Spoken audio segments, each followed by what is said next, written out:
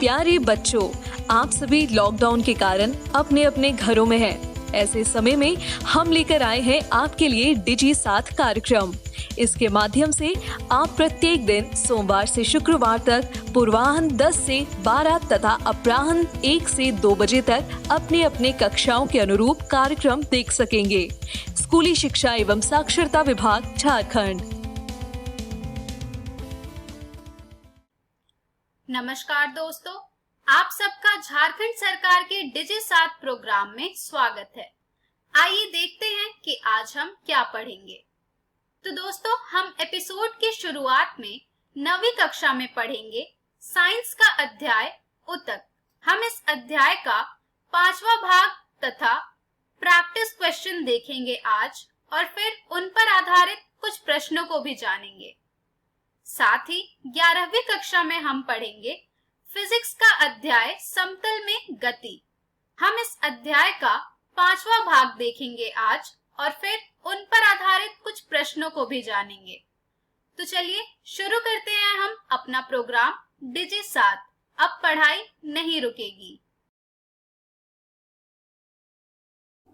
नमस्कार दोस्तों, आज की इस वीडियो में हम ऊतक अध्याय का आखिरी और 5वां भाग पढ़ेंगे। दोस्तों, आज की इस वीडियो में हम पढ़ेंगे सबसे पहले कि पेशीय ऊतक क्या होते हैं, जिसके बाद हम पढ़ेंगे कि तंत्रिका ऊतक क्या होता है। तो चलिए दोस्तों शुरू करते हैं। दोस्तों, जैसा कि हम जानते हैं कि ऊतक के 2 प्रकार होते हैं, जिसमें सबसे पहला होता है पादप ऊतक और दूसरा होता है जंतु ऊतक। दोस्तों, जैसा कि हमने अपनी पिछली वीडियो में पढ़ा था कि जंतु ऊतक के 4 प्रकार होते हैं, जिसमें सबसे पहला होता है एपिथेलियमी ऊतक, दूसरा होता है संयोजी ऊतक, तीसरा होता है पेशीय ऊतक और चौथा होता है तंत्रिका ऊतक। दोस्तों, एपिथेलियमी ऊतक और संयोजी ऊतक के बारे में हमने अपनी पिछली वीडियो में पढ़ लिया था। चलिए अब हम पढ़ते हैं पेशीय ऊतक और तंत्रिका ऊतक के बारे में। दोस्तों, सबसे पहले हम पेशीय ऊतक के बारे में पढ़ेंगे। यह हमारे शरीर को गति देने में मदद करता है। यह विश्राम और संकुचन में सक्षम होता है। दोस्तों, जो पेशीय ऊतक होते हैं, उन्हीं की वजह से हमारे शरीर में गति होती है। जैसे कि हम एक जगह से दूसरी जगह चल पाते हैं, जैसे कि हमारा हाथ हिलाना हो गया, पैर हिलाना हो गया और सिर हिलाना हो गया। जितनी भी ये सारी गतिविधियां होती हैं, वो केवल पेशीय ऊतक द्वारा ही संपन्न होती हैं। दोस्तों, पेशीय ऊतक का काम सिकुड़ना और फैलना होता है। दोस्तों, पेशीय ऊतक के 3 प्रकार होते हैं, जिसमें सबसे पहला होता है रेखित पेशी, दूसरा होता है चिकनी पेशी और तीसरा होता है कार्डिक पेशी। चलिए दोस्तों, अब इन सब के बारे में एक एक करके अच्छे से जानते हैं। सबसे पहले हम पढ़ते हैं रेखित पेशी के बारे में। इन्हें कंकाल पेशी भी कहा जाता है।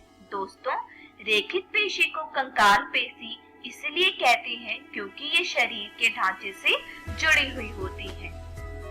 ये मांसपेशियां कंकाल से कंडरा से जुड़ी होती हैं। ये मांसपेशियां थक जाती हैं और इन्हें आराम की जरूरत होती है।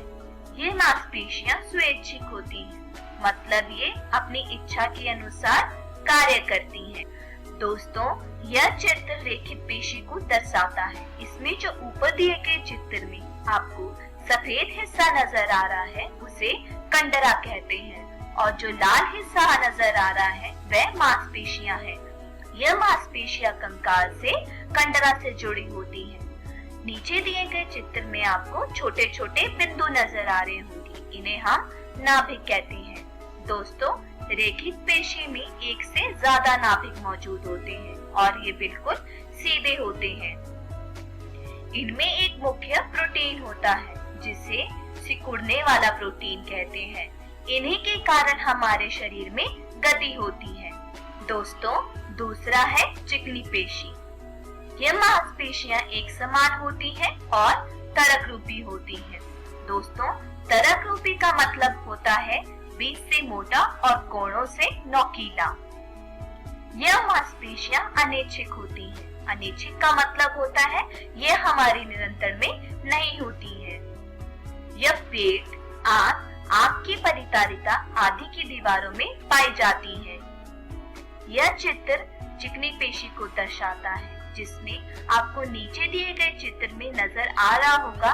इनकी कोशिका में केवल एक ही नाभिक होता है और ये बीच से मोटा होता है और कोणों से नुकीला होता है। तीसरा है कार्डिक पेशी। यह मांसपेशियां अनैच्छिक होती हैं, मतलब हमारे नियंत्रण में नहीं होती हैं।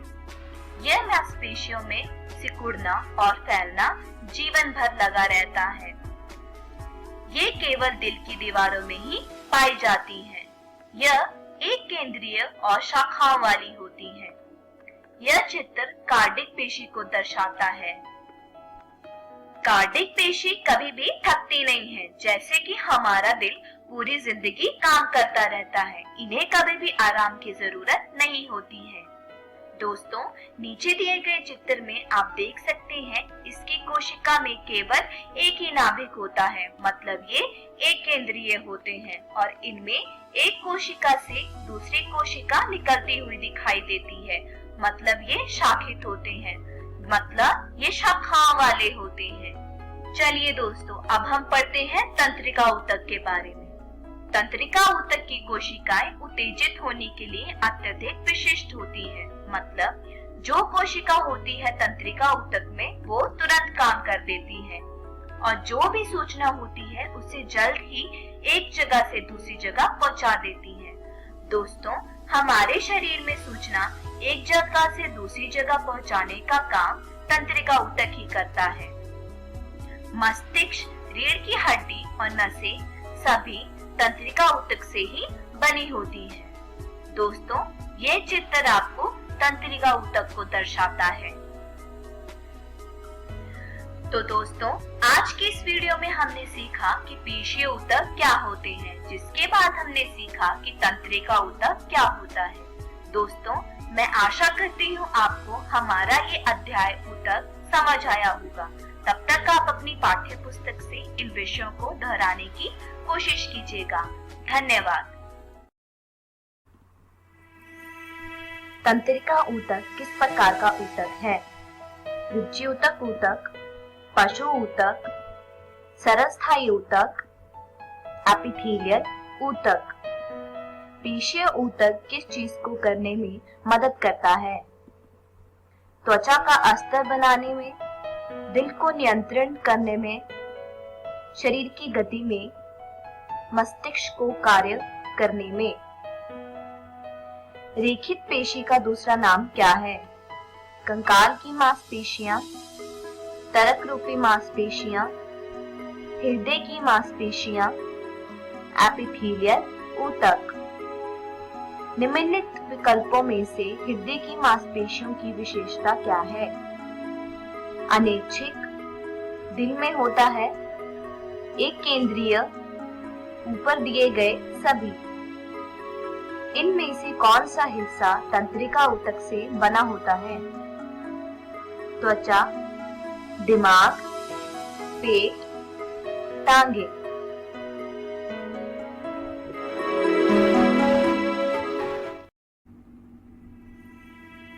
प्रश्न नंबर 1, ऊतक क्या है और इनके कितने प्रकार होते हैं?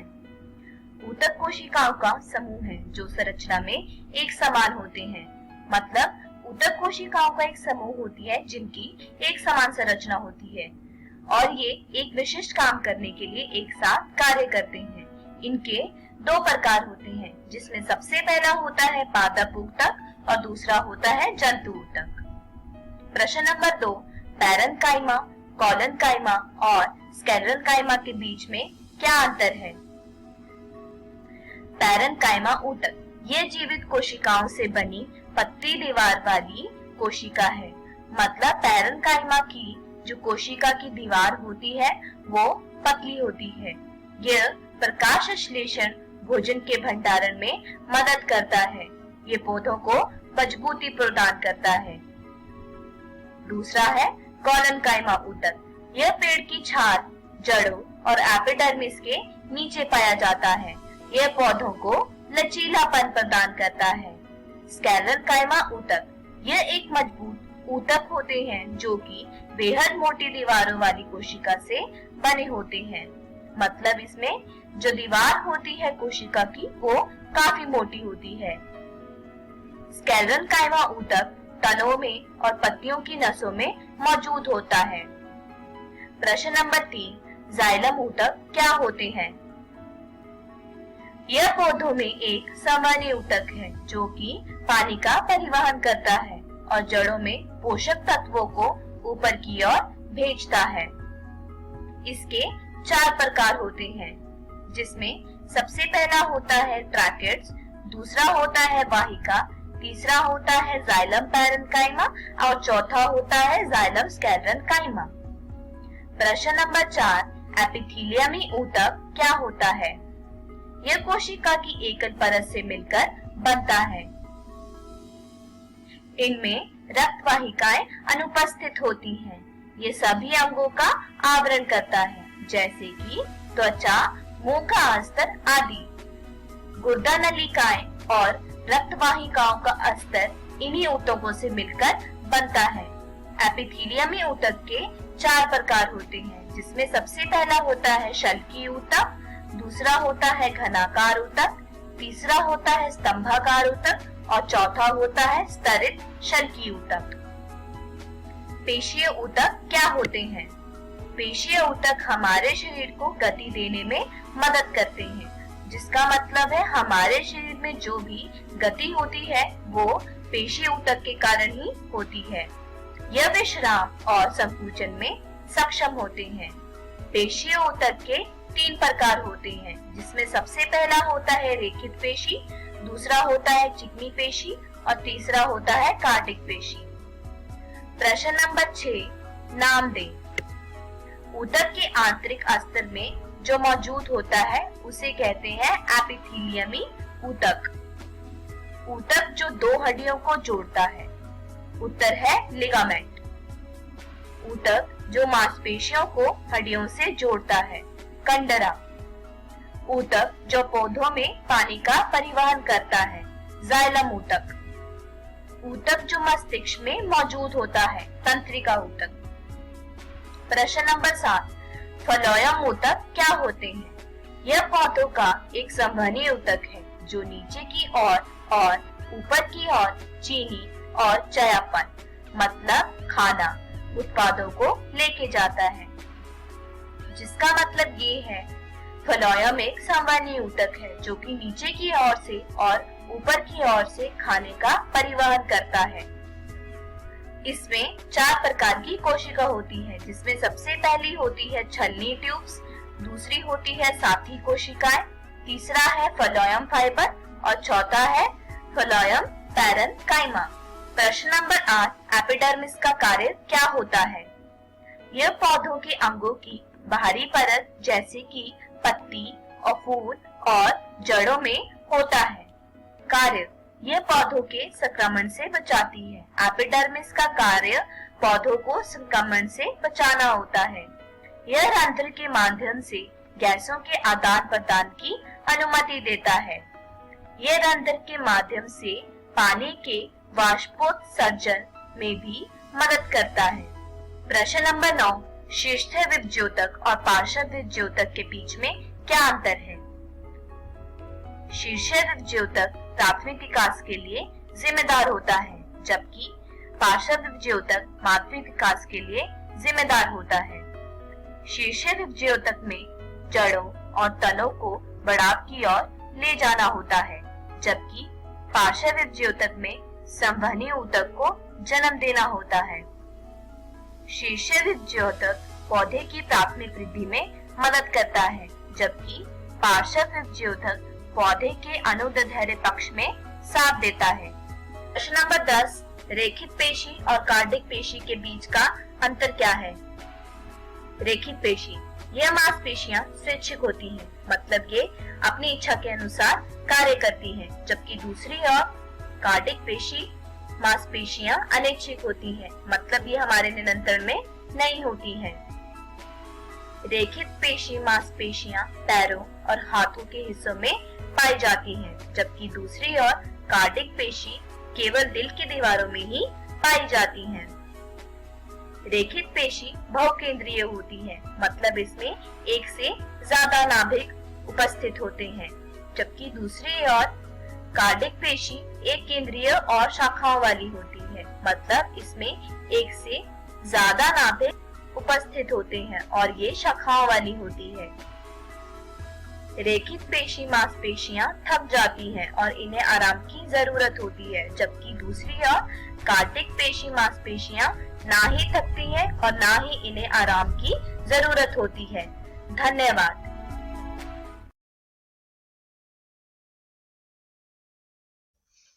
नमस्कार दोस्तों, आज की वीडियो में आपका स्वागत है। तो आज हम पढ़ने जा रहे हैं कक्षा 11वीं के भौतिकी का अध्याय समतल में गति भाग 5। तो वीडियो शुरू करने से पहले आइए एक बार हम लोग नजर डालते हैं कि आज हम क्या क्या पढ़ने वाले हैं। तो आज की वीडियो में हम पढ़ेंगे वेग तथा त्वरण, उसके बाद हम पढ़ेंगे किसी समतल में एक समान त्वरण से गति, तथा अंत में हम पढ़ेंगे आपेक्षिक वेग।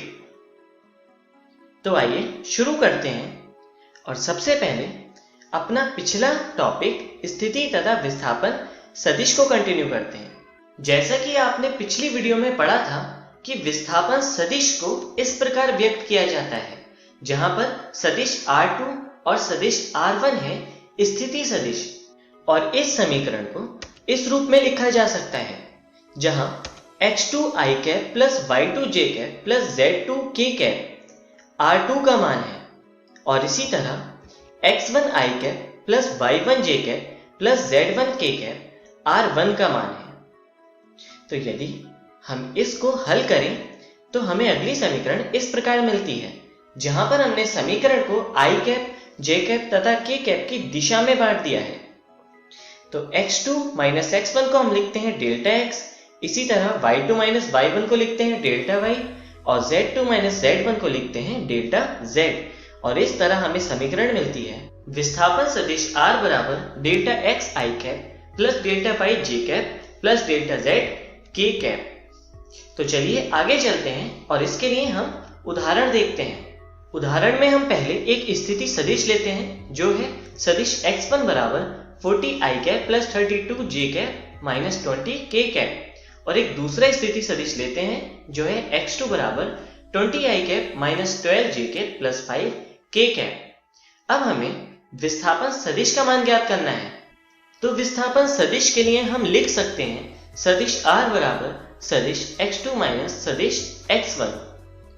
अब यहाँ पर हम x2 तथा x1 के मान रखते हैं, तो इससे हमें समीकरण मिलती है सदिश R बराबर 20i cap minus 12j cap plus 5k cap minus 40i cap plus 32j cap minus 20k cap, जिसे हल करके हम इस प्रकार लिख सकते हैं, जहां पर हमने समीकरण को i कैप, j कैप तथा k कैप की दिशा में बांट दिया है। अब इसे आगे हल करते हैं तो हमें इस तरह से समीकरण मिलती है जो है सदिश R बराबर minus 20i cap minus 42j cap plus 25k cap, और इस तरह हमें विस्थापन सदिश मिल जाता है। तो आइए अब हम आगे चलते हैं और समतल में गति के लिए वेग को पढ़ते हैं। वेग को इंग्लिश में कहते हैं वेलोसिटी। किसी वस्तु के विस्थापन तथा संगत समय अंतराल के अनुपात को औसत वेग कहते हैं। आइए इसे फॉर्मूला से देखते हैं। तो इसका गणितीय सूत्र इस प्रकार होता है जो है सदिश v बराबर delta r upon delta t। यहाँ पर डेल्टा r है विस्थापन तथा डेल्टा t है समय अंतराल। अब यहाँ पर हम डेल्टा r को i कैप तथा j कैप की दिशा में बांट के लिख सकते हैं, जो होता है delta x i cap plus delta y j cap. इस तरह हमें वेग मिलता है delta x upon delta t i cap plus delta y upon delta t j cap. तो delta x upon delta t को लिख सकते हैं ux और delta y upon delta t को लिख सकते हैं uy। औसत वेग की दिशा डेल्टा r की दिशा के समान होती है, मतलब औसत वेग तथा विस्थापन की दिशा समान होती है। तो चलिए आगे बढ़ते हैं और ताक्षणिक वेग के बारे में पढ़ते हैं। यदि औसत वेग में समय अंतराल की सीमा को 0 तक पहुंचा दिया जाए तो प्राप्त वेग ताक्षणिक वेग कहलाता है। आइए इसे सूत्र का प्रयोग करके समझते हैं। तो यहां पर हमारा गणितीय सूत्र है सदिश v बराबर limit delta t tends to 0 delta r upon delta t। यहां पर हमने औसत वेग के सूत्र में लिमिट लगा दी है और लिमिट की वजह से यह सूत्र डिफरेंशिएशन की फॉर्म में चेंज हो जाएगा, मतलब अवकलन के रूप में, जिससे हमें सूत्र इस प्रकार से मिलता है, जिससे हमें मिलता है सदिश v बराबर dr ओवर dt और इसे ही हम इंस्टेंटेनियस वेलोसिटी यानी ताक्षणिक वेग कहते हैं। तो चलिए अब आगे चलते हैं और ताक्षणिक वेग को i कैप तथा j कैप की दिशा में व्यक्त करते हैं।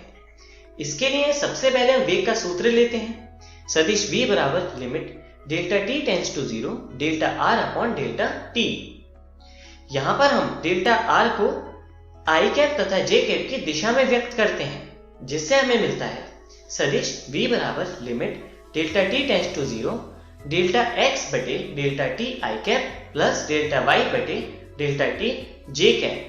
अब यदि हम कोष्टक यानी ब्रैकेट खोलें तो समीकरण इस तरह मिलती है, जहां पर लिमिट अब अलग अलग टर्म्स पर अप्लाई है, जिससे अब हमें i कैप तथा j कैप की दिशा में अवकलन के रूप में वेग मिलते हैं, जिसे हम इस प्रकार लिख सकते हैं, जहां पर dx बटे dt है i कैप की दिशा में वेग और dy अपॉन dt है j कैप की दिशा में वेग।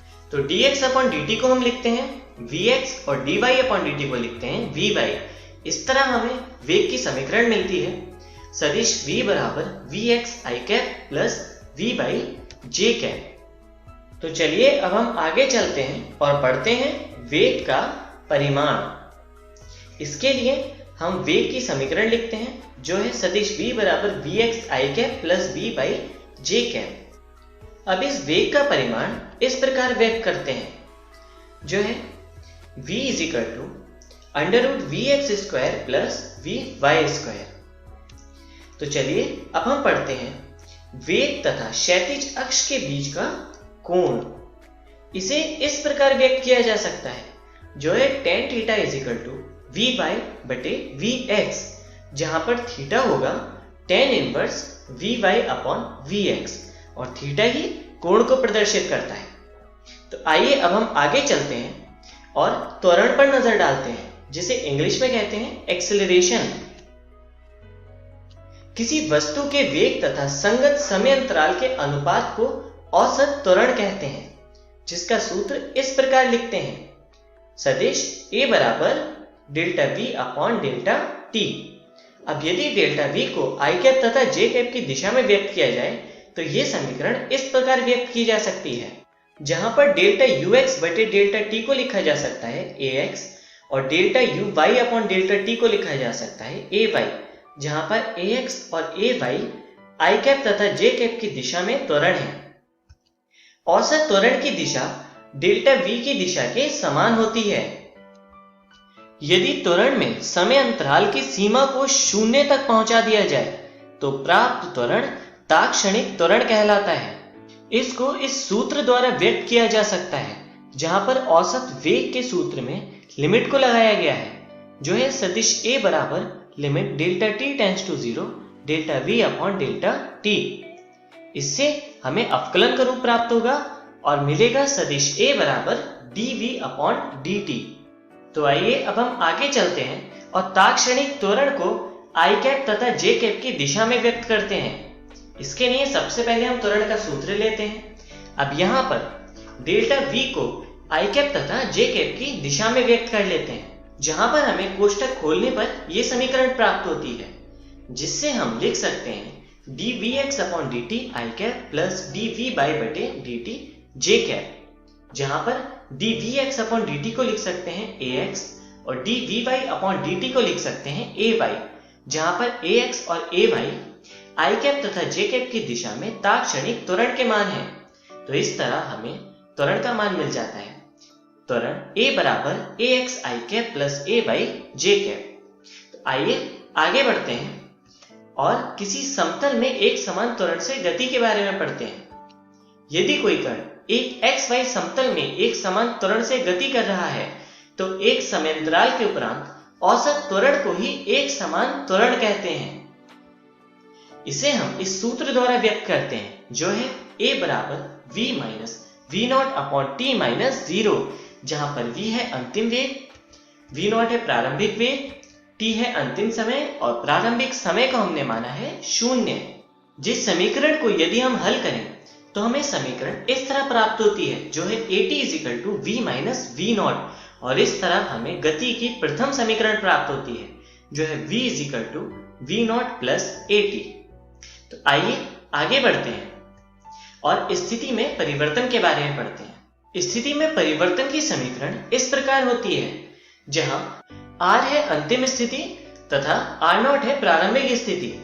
तो लिखते हैं r minus r0 is equal to वेग का औसत गुणा t। यहाँ पर v प्लस v0 बाई 2 है वेग का औसत। तो आइए आगे देखते हैं। इस समीकरण को हम हल करने के लिए v का मान गति के प्रथम समीकरण से v0 प्लस at रखते हैं, जिसको हल करने से हमें मिलता है v0t plus at by 2 into t, जिसके द्वारा हमें गति की द्वितीय समीकरण मिलती है जो कि इस प्रकार है r minus r0 is equal to v0t plus 1 by 2 at square. तो आइए आगे देखते हैं। इस समीकरण को हम इस प्रकार व्यक्त कर सकते हैं जो है r is equal to r0 plus v0t plus 1/2 at square. यदि इस समीकरण को i कैप की दिशा में व्यक्त करना हो तो इस प्रकार लिखा जा सकता है, जहां पर x है x की दिशा में अंतिम स्थिति और x0 है प्रारंभिक स्थिति। इसी प्रकार j कैप की दिशा में समीकरण को इस प्रकार लिखा जाता है, जहां पर y है j कैप की दिशा में अंतिम स्थिति और इसी तरह y0 है प्रारंभिक स्थिति, जिसके फलस्वरूप हमें पता चलता है कि दो विमा मतलब किसी समतल में एक समान त्वरण के लिए गति को दो अलग अलग समकालिक एक विमीय एक समान त्वरित गतियों के रूप में बांटा जा सकता है, जिनकी दिशा एक दूसरे के लंबवत होती है। इसका मतलब है यदि कोई पिंड एक समान त्वरण से गति कर रहा है तो उसकी गति को i कैप तथा j कैप की दिशा में व्यक्त किया जा सकता है। तो चलिए अब हम आगे चलते हैं और समतल में गति के लिए दो विमाओं में आपेक्षिक वेग के बारे में पढ़ते हैं। यदि दो पिंड A तथा B क्रमशः VA तथा VB गति से गतिमान हैं, तो पिंड A की गति पिंड B के सापेक्ष इस प्रकार व्यक्त की जाती है जो है VAB बराबर VA माइनस VB। और इसी तरह यदि हम देखें कि पिंड A की गति पिंड B के सापेक्ष क्या होगी, तो उसके लिए हमें समीकरण मिलती है VBA is equal to VB minus VA, जिसको हम इस प्रकार भी लिख सकते हैं, जहां से हमें संबंध मिलता है VBA is equal to minus VAB। और यदि हम इसके परिमाण देखें तो वो बराबर होते हैं। तो आइए अब हम आगे चलते हैं और जानते हैं कि आज हमने क्या सीखा। तो आज हमने सबसे पहले पढ़ा वेग तथा त्वरण, उसके बाद हमने पढ़ा किसी समतल में एक समान त्वरण से गति, तथा सबसे अंत में हमने पढ़ा दो विमाओं में आपेक्षिक वेग। अगली वीडियो में हम पढ़ेंगे प्रक्षेपीय गति तथा एक समान वृत्तीय गति। धन्यवाद।